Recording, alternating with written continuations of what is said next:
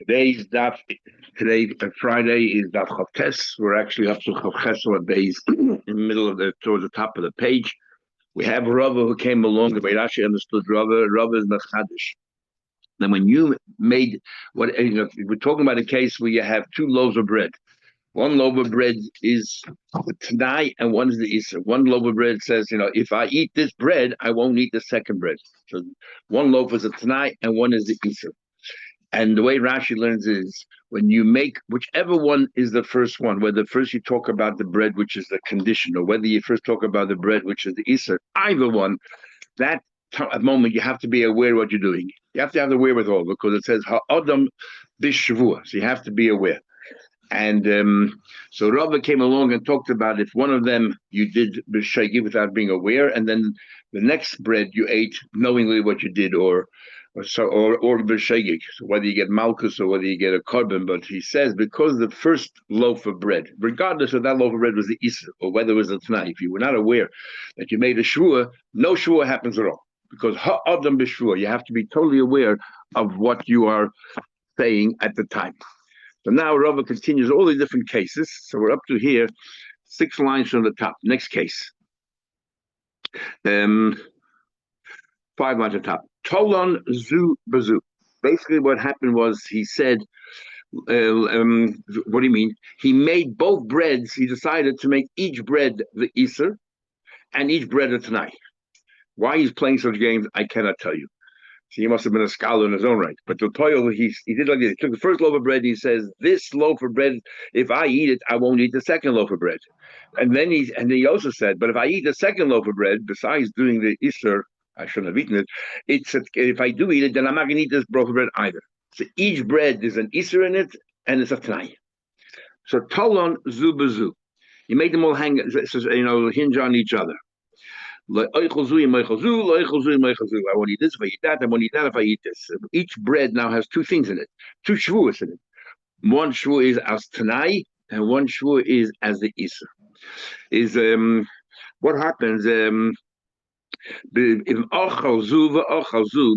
and let's say the Isser part of it. Now, in bread number 1, when he ate it, he remembered that this bread is going to be usher if I eat the next one. But he forgot that this bread also, if you eat it, you're not allowed to eat the next one. So he forgot the Tanai, but he remembered the Mazid. So what happened was, he ate both loaves of bread, atzma. He knew at the time eating each loaf that this bread is also if I eat the other one. So therefore, this bread is also. But he forgot, he forgot that this bread also is a Tanai for the other one. That if you can eat this one, besides being usher, it's also a Tanai that you're not allowed to eat the other one. So the same thing with the second loaf of bread. So the second loaf of bread also, he ate the second loaf of bread knowing that this bread is usher if he ate the other one. But he forgot that this loaf of bread is also a Tanai for the other bread. The din is in both cases potter. Why are you potter? Because when you ate the first loaf of bread, if that was the Tanai bread, right? Let's look at the aspect of the Tanai. If that is the Tanai, and the second bread you ate knowing that this is the Isser, so you should get Malchus. You don't because there's no shvua at all. Why is no shvua at all? Because the first loaf of bread, which is the Tanai, you didn't remember that it was a Tanai, and if you don't remember it was a Tanai, no shvua happened. As far as the other bread, the bread is the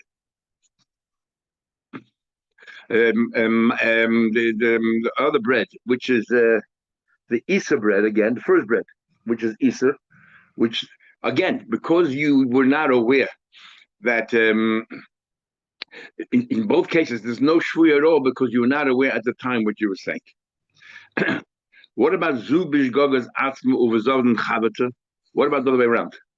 When you ate the first loaf of bread, you forgot that this bread is the bread of Isser. You just remembered that this bread is a Tanai. If I eat this, I won't be able to eat the second bread. And it was over Chavata. But when, what do you call? But you knew that it was a Tanai, but you forgot that this bread is the receiving end of an Isser from another bread. Or Zubish Gogas Asman, the next loaf of bread, like the same thing. You forgot that this is the Isser bread, or Bazod Chavata, but you remember that this is a Tanai. In this case, chayiv. When you ate the first bread, you knew that this bread is going to be a Tanai. So that's a proper shvua. And then when you ate the second bread, you forgot about the Isser. So therefore, you bring a carbon. That's exactly the case. You knew there was a proper shvua, and when it came to the Isser, you forgot. So that is when you came to the second loaf of bread, which is Isser, that is the Isser of a carbon. Third case, shteim b'shoigig. If you ate both breads, all of them b'shoigig, then of course you potter because you never made a shvua. Remember, when you make the shvua, you have to be aware. And since the first loaf of bread, you had no idea it was Isser, you had nothing, totally forgot that you made a shvua, then nothing happens.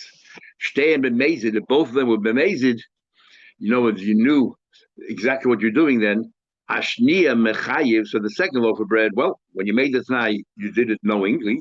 The second loaf of bread, you ate b'isur knowingly. So therefore, they warn you and you get malchus. But regarding the first bread, the second loaf of bread, you also knowingly knew was a tnai. The first loaf of bread, you did amazing. But at the time when you ate the first loaf of bread, there's no avera. What avera are you doing? It's not the first loaf of bread is not usher until you eat the second loaf of bread. But the first loaf of bread, at the time they give you a warning, they have no idea will you eat the second loaf of bread, so therefore you'll be doing an aver or not. That's called Asra Safik. Is Arashayna is Machlekes Rabbi Yechanan and the Shlakish. Because at the time when you ate the first loaf of bread, we don't know whether it will turn into an Isra or not. Depends if you eat the second loaf of bread. We actually learned this chiddush of Rava when Dav Chav Ches on the base right in the middle of the page. This very chiddush of Rava who says that you have to be aware when you made the shvua. You have to be ha'adam b'shvua. You have to be aware. If you're not aware if you don't remember, then there's no shvua here at all. Nothing happened. Amar Mori Afanan Amitinina. We actually learned this in the Mishnah where it says.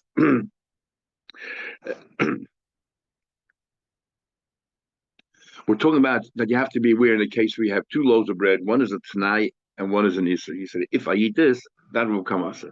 You need to be aware when you eat the Tanai, when you eat that bread of Tanai, you have to be aware that there was a Shua. Because otherwise, there's no Shua at all. Nothing at all. Because since you're making one dependent on the other, it's not like I'm making sure I'm not going to eat anything. So at the time you made it sure you know what you're doing. And later you forgot, that's the Veira Shua. But here it's talking about I won't eat. So then you bring carbon of the Eidah. Here we're talking about I make this. There's no Isser at all unless I do this act. So therefore, Rava says, in that case, the Shvu alone didn't make it also yet. It's only when you do this act that it asks the next thing. So therefore, at the time when you did this act, you have to be aware that there's a Shvu involved. Otherwise, no Shvu happens at all. That's Rava's Chiddush. And he said, so Rav Modi said, we actually, with the Mishnah, it says there are four different Nedarim. The Chacham says not much of a Neder. Neither is using a Neder what you do to prompt yourself. These are all things we learned in the Nedarim. The Gemara won't repeat them. Neither Haboy, empty word, neither Gogas, and neither Einsi. And what's a neither Gogas? Kate said, what's that? Koinim imachalti v'ima shisi. So I will not eat this loaf of bread, if I ate that yesterday or drank that yesterday. Right? Exactly the same case of Rava, but this is about past tense. Then Vinisky remembers Sha'achal v'shasa. He remembered he did eat. He thought that he genuinely thought they didn't eat yesterday, and that's why he said it to give you confidence that he's telling the truth. But he really made a mistake. Then it's not that called nidish gogus. It's not a neder. Because you weren't aware that you didn't intend to actually go ahead with it because you were convinced that you won't have to because you didn't eat yesterday, so you thought. Next case is if I ate this, then I won't eat or drink. It's exactly the case of Rava tonight with Maisa. Shachach, if he forgot, but Ochel v'shasa, he forgot, and he said, if I eat or drink, and that should become Asa. And he forgot when he ate and drank. He totally forgot that this was a Tanai for an Issa. Mutter. No sure happened here. Clear like Rava, because he made one depend on the other. The Tanya we learned to shame Shanidish Gagin, but this is about the Darim. We're talking about a Shua. So we learned on that a Mishnah just like Nidish Gagas and Mutter. Kach Shvuish Gagas Mutter have exactly the same name, which is Rava's Chiddush. But interesting, Eifa, there were two brothers. Eifa and Avima, and Eifa was learning Masechta Shavuos Bei Rabba, in Yeshiva of Rabba.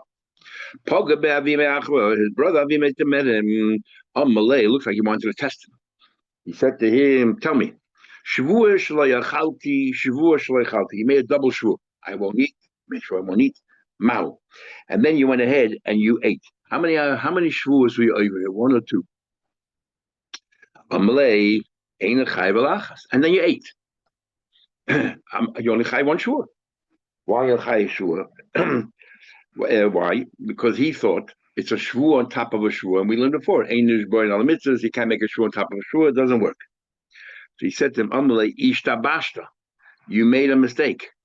Hariyotza shvu l'shakim."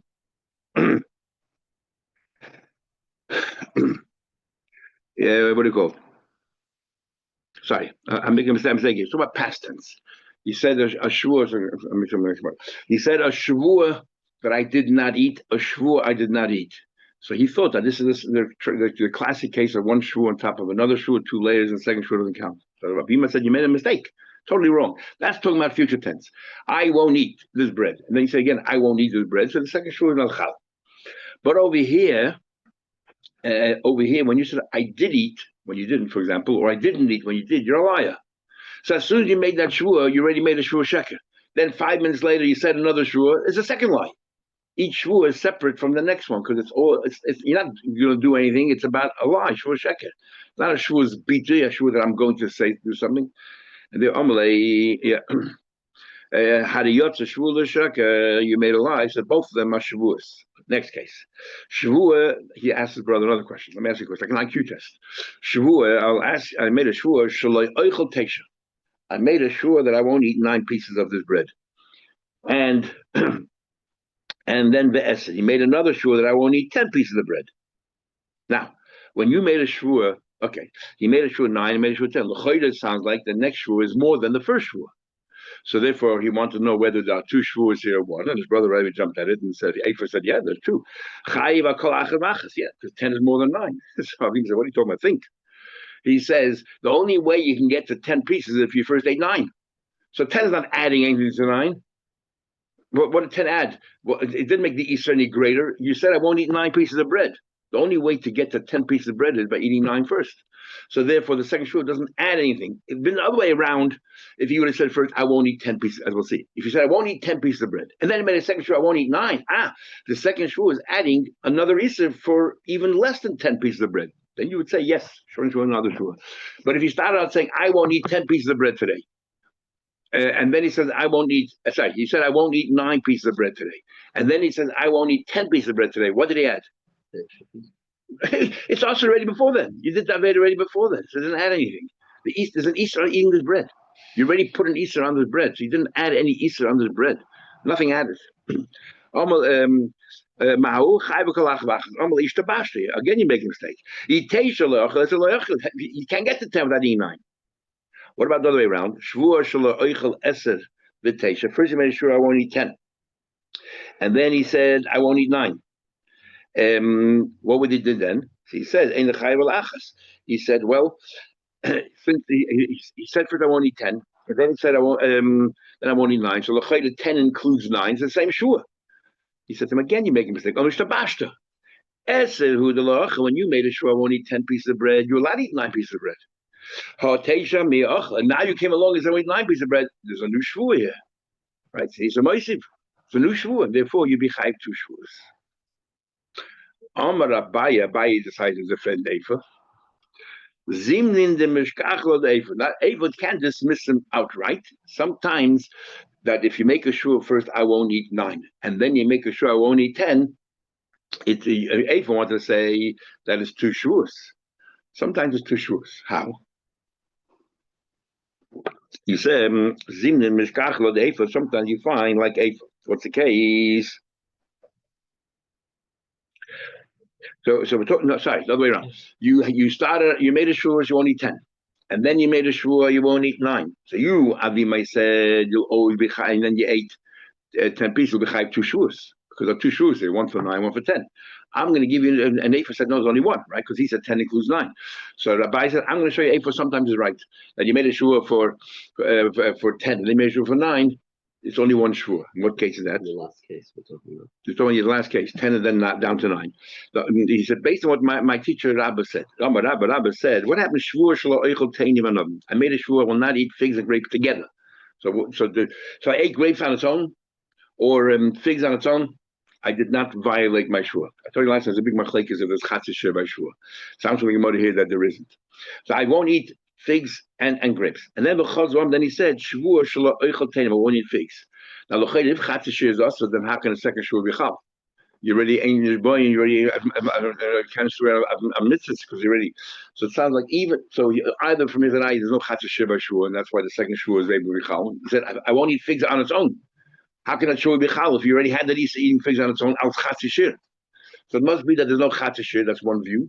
The other view is there is chatzah shir, but chatzah shir you can, like Tosfos and other hold, a shua can be chala chatzah shir. Anything which is not before in the Torah, because we learn that from kol kol chaylev. So anything you don't learn from chatzah shir is anything which is not before in the Torah, you can compound. So either way, first you said I won't eat figs and grapes together, then I said I won't eat figs, and then my teacher said, you ate only figs, right? You ate only figs, so you didn't do an aver yet.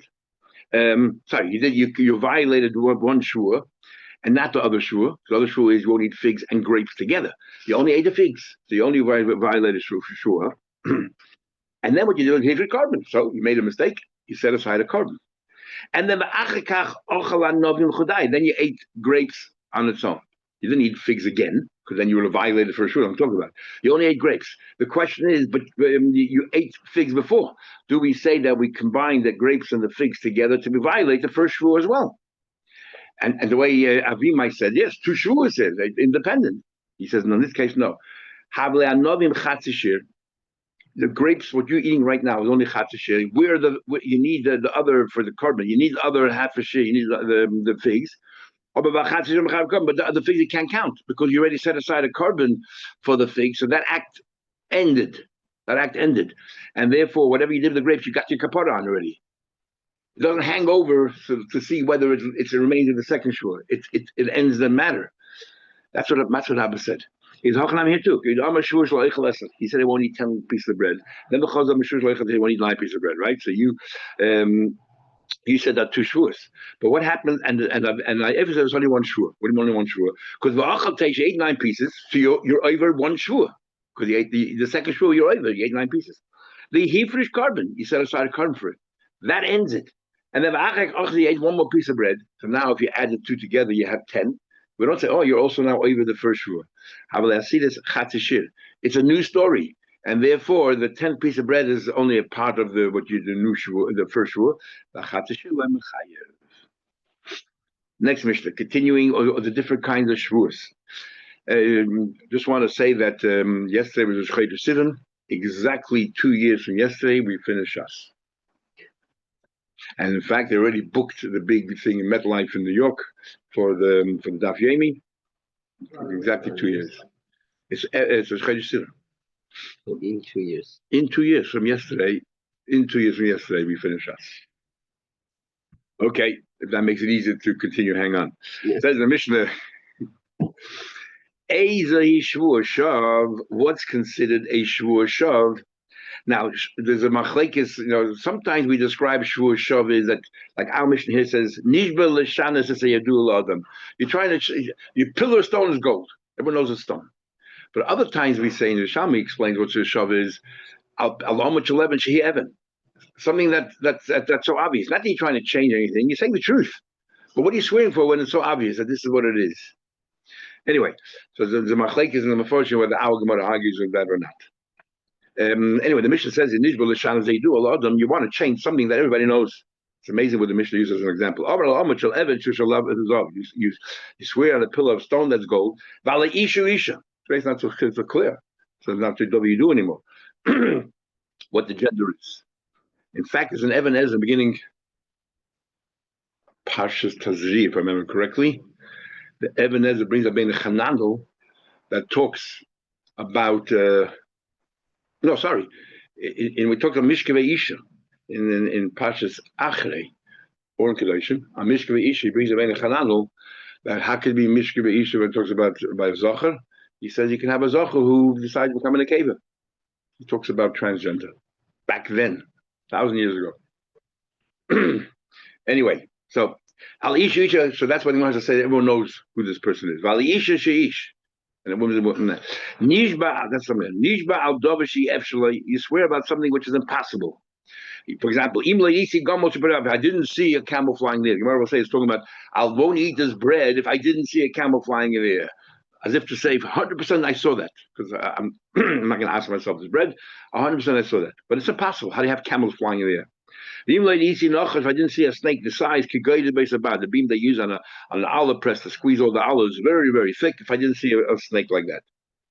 Another case. Amal Adim, he said to witnesses, Boy, you come v'heduni, and come and say, testify on my behalf. And they say, Shavuos Daf, we swear that we will not testify on your behalf. That's against the Torah. The Torah said that even though Yagid no Savoina, you have to. So I think they're making a shvur against the Torah. So Nishba levatlas mitzvahs, you're swearing to cancel mitzvahs. Shaloi lasa sukkah. Interesting, the Gemara chooses loy lasa sukkah. So what Rashi said a few days ago that not to build a sukkah, let's say Eishav a sukkah, last sukkah. So Rashi just quoting the Lashon of the Mishnah, and since the Mishnah says last sukkah, it's a long Avanazon on this. It could very well be that other Mephoroshim say the last sukkah is an expression which means I'm not going to make a sukkah to sit in. You really mean sitting, even though you use the word lasas, and therefore no right from Rashi here. The only right we have from Rashi that Rashi holds an algamor, not like the Shalmi that says clearly there's a mitzvah to build a sukkah and you make a brach on it. Rashi Makaz of Ches clearly says, or not clearly, but pretty clearly, that building a sukkah is a mitzvah. The only time it's not a mitzvah is chopping the wood in order to build a sukkah, but the building the sukkah itself is a mitzvah. You swear you're not going to lulav, if not put on film, these are all shuas that are. So, if you make the shua, it's not chal, and you'll be over of making a shua in vain. And these are the cases of all of these shuas we said till now are cases of Al's doing makas. He did deliberately, you'll get makas. He warned about it. But by mistake, you potter. Shvua, if you make a shvua, you made a shvua, I will eat this bread. So now you have a mitzvah to eat it. And then he said, Shvua shalayachlan, I make a shvua that I won't eat it. Shvua, will eat shvua, I won't eat it. Now the second shvua, you're going against the mitzvah because you have a mitzvah to eat it. How the shaina, you'll be shvur bita. It's called a shvur bita, so you better carry it out. Because if you don't carry it out, you'll be liable for carbon of your b'shegig or malchus b'mezid. But hashni, but the second shvur never starts. So shvur shav, it's a false shvur. Ochla, if you ate the bread, which is what you followed your shvur's bita, but shvur shav, but you said you won't. So therefore you over your shvur shav. Loy ochla, if you didn't eat it. You're over Yeshua's bita. You didn't carry out the shua. Will you still be over on shua shav? The Gemara later will conclude, yes, you are. Big malchek is a shaynim. You're not a mevatel mitzvah. What about if you made a shua? I won't eat matzah the second night of Pesach. No, there's only shua that Isa Rabbanon. What do we say then? Do we say that we'll tell you go ahead and whatever it is and carry out your shua with haraisa versus Isa the Rabbanon? In other words, you have by Isa Rabbanon we don't say. Oh, the shvur is not chal. The shvur is chal, and now it's a question of following the Torah, following the Rabbanim. You must follow the Torah. Other Rishonim argue, they say that no, it depends. If it's a kum v'asei, if following your shvur requires me to be proactive, and proactively I'll be going against the chachamim, then don't do it. And chacham is sheval taisa. The chacham have a right to say sheval taisa. Don't go over the Torah, like don't blow shofar on Rosh Hashanah because you might carry on Shabbos. But if the way you fulfill the shvur of that Isa is by being passive, then for sure you should be passive and not be over these things. What's the pshat that it's known to people? 3 people have to know. Why does it say openly? I saw this camel, flying camel. Why does it say if I didn't see? So there must be some words missing. My im lady see and Abai says Tinish Fush. Right, change amended. That I did, I swear I did I saw this. Shadisi. Rabbi says no. But all the payers in the world should be usher to me. I didn't see this. So this is part of a sentence. If I didn't see this, then everything should be usher. And then and that's a shvuas shav.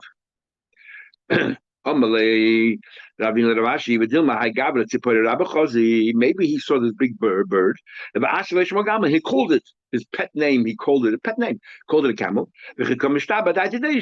So when he swore based on his mind. And his mind, he called it a camel when actually it was just a big eagle or some big bird.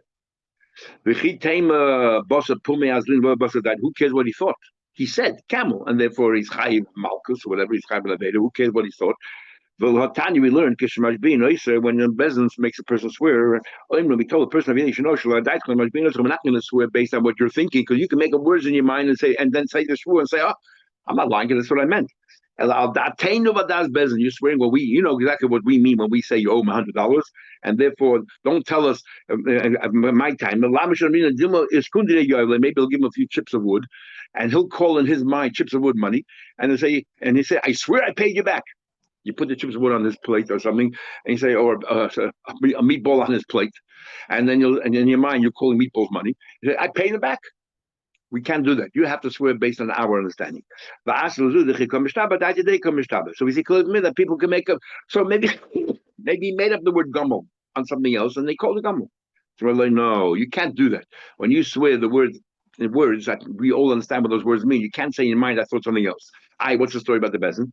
Hossam, the famous story, Kanya the Rava. The story is of the Cain by Rava, which we'll have later in the Gemara, and that is that the nitva, the one who has claimed he owes money, had a walking stick, and he said to the lender, "Do me a favor, hold the walking stick while I swear." And he said, "I swear I paid you back the money."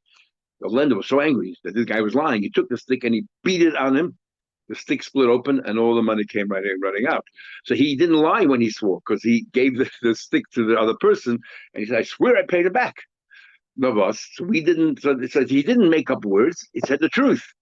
But al da'atenu, he's being sneaky and very conniving and cunning.